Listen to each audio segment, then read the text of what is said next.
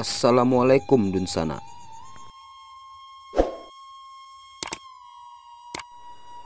Apa sih yang membuat orang Minang begitu tidak sukanya dengan Presiden Jokowi? Pertanyaan itu muncul ketika saya membaca hasil survei nasional SMRC yang diselenggarakan awal Desember. Survei ini menunjukkan bahwa hanya 19% warga Minang menyatakan puas dengan kinerja Presiden Jokowi.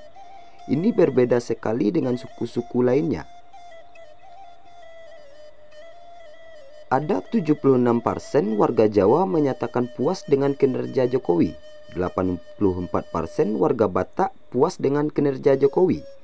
65% warga Sunda puas dengan kinerja Jokowi. 63% warga Betawi puas dengan kinerja Jokowi. Dan 58% warga Madura puas dengan kinerja Jokowi. Jadi jikalau suku-suku lain sih mayoritas warganya menyatakan puas dengan kinerja Jokowi, lalu kenapa di kalangan warga Minang angkanya bisa serendah itu?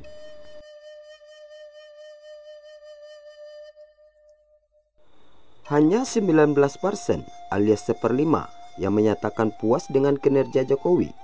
Dan ini artinya sikap mayoritas warga Minang ini berbeda tajam dengan mayoritas warga Indonesia. Dalam survei Desember tersebut, warga Indonesia yang merasa sangat puas atau cukup puas dengan kinerja Presiden Jokowi adalah 71,7%. Ini adalah angka yang sangat impresif dan stabil dalam 2 tahun terakhir.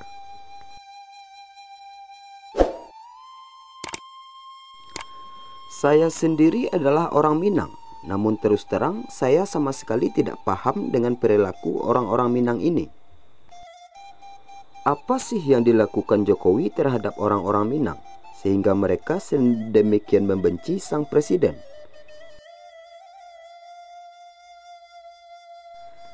Data pemilihan presiden tahun 2014 dan 2019 sebenarnya sudah memberi indikasi bahwa orang Minang tidak suka Jokowi.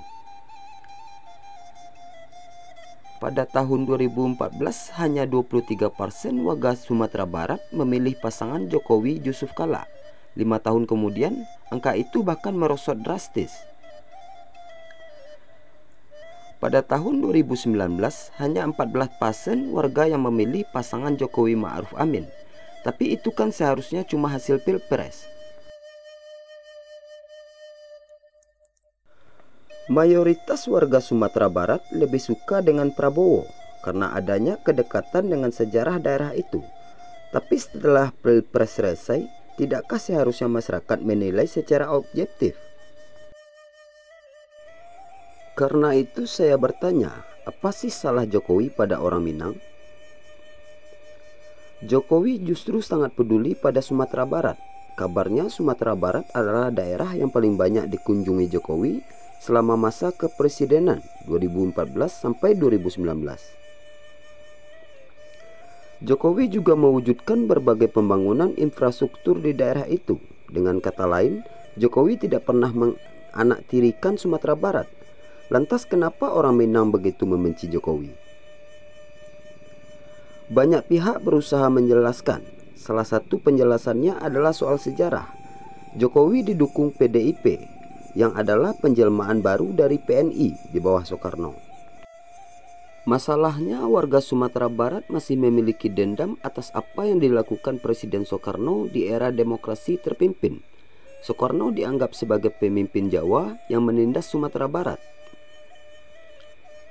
Penindasan ini yang kemudian melahirkan pemberontakan PRRI di Sumatera Barat, yang kemudian dihabisi secara brutal oleh pasukan militer dari Jawa.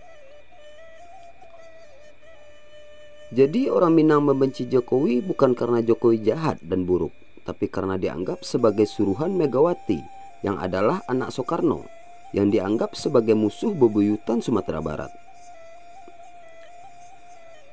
Tentu saja kita bisa menganggap pandangan itu lebay, karena apa hubungannya Jokowi dengan apa yang dianggap sebagai kejahatan Soekarno terhadap Sumatera Barat? Tapi ya, kata siapa manusia selalu berakal sehat.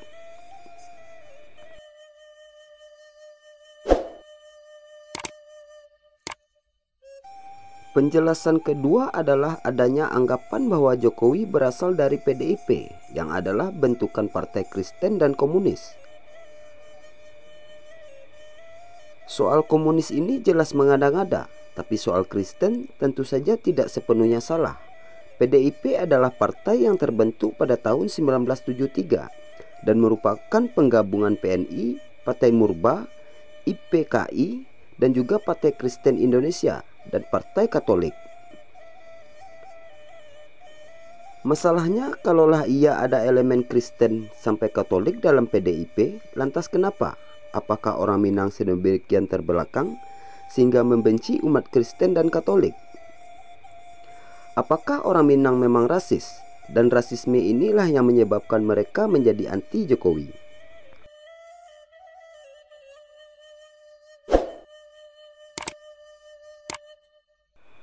Penjelasan ketiga yang terkait dengan penjelasan kedua adalah soal menguatnya kaum Islamis radikal di Sumatera Barat.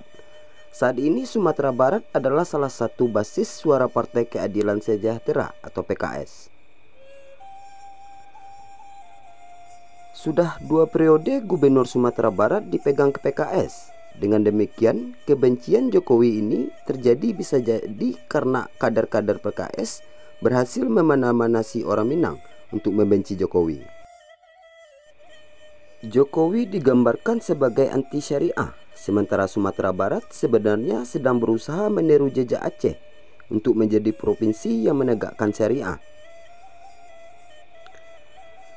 Jokowi digambarkan sebagai orang Islam abangan yang sebenarnya tidak peduli pada agama Islam dan dikelilingi oleh orang-orang liberal anti-Islam. Manakah penjelasan yang paling benar? Sekarang kita lihat pada Pilpres tahun 2024 ini. Masyarakat Minang yang dahulunya adalah pro Prabowo, sekarang malah berbanding terbalik dari 2 periode Pilpres sebelumnya. Masyarakat Minang lebih memilih pasangan Anies dan Amin.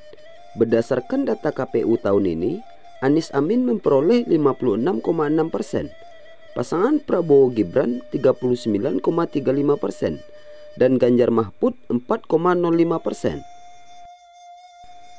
Apakah kekalahan Prabowo kali ini di Sumatera Barat karena adanya Gibran sebagai cawapres dari Prabowo yang merupakan anak dari Presiden Jokowi? Atau mungkin karena memang janji manis Anies yang membuat orang-orang Minang lebih memilihnya? Kembali ke beberapa alasan awal pilihan masyarakat Minang. Jika orang Minang membenci Jokowi karena ada unsur dendam kepada Soekarno, Megawati atau PDIP, bukankah sekarang Jokowi tidak lagi berada di kubu Megawati atau PDIP?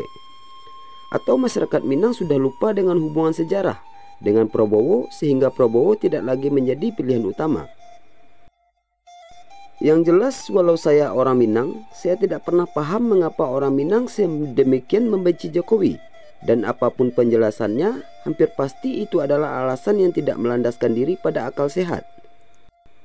Dari beberapa uraian dan alasan-alasan di atas, saya sendiri tidak tahu persis mana yang lebih logis.